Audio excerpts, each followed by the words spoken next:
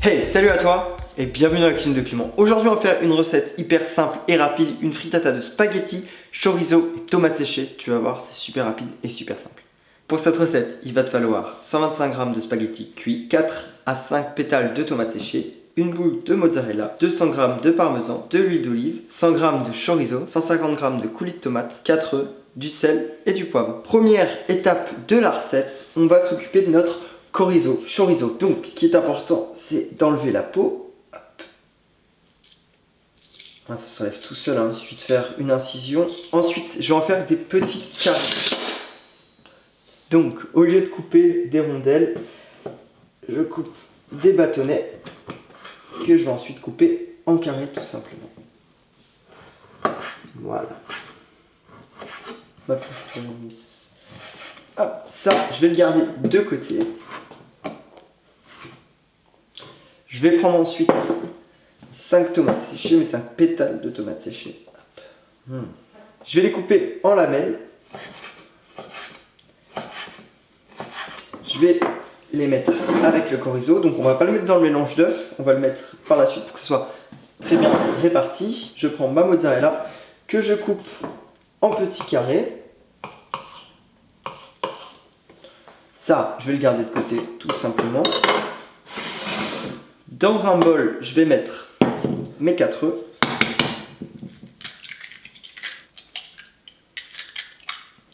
Je vais fouetter mes œufs. Je rajoute du sel et du poivre avec mon coulis de tomate. Hop, tout simplement. Là, je vais bien mélanger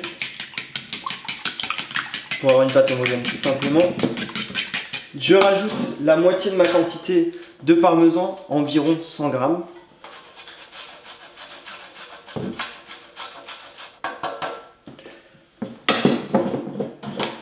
Je remélange, bien sûr, pour avoir une pâte homogène comme d'habitude. Je rajoute ma mozzarella. Hop. Et là, on va passer à l'étape de cuisson. Donc, je mets de l'huile d'olive à chauffer sur ma poêle. Je mets mes spaghettis. Ce qui est important, c'est d'avoir une poêle qui est bien anti-adhésive, sinon on n'arrivera pas à retourner la galette. Je rajoute mes œufs et mon coulis de tomate.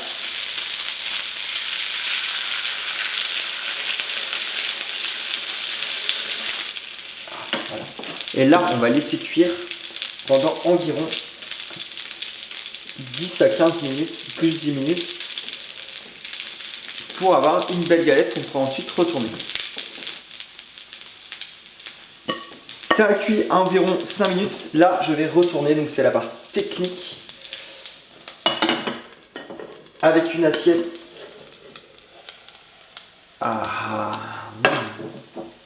Et là, je vais faire cuire l'autre côté. Hop. Ça m'a l'air bien. Ensuite, là, je la débarrasse.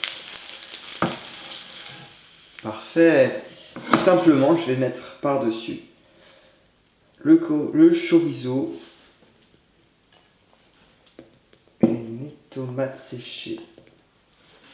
On peut servir ça avec une bonne salade verte dans une assiette, c'est parfait. On peut aussi mettre du parmesan par-dessus.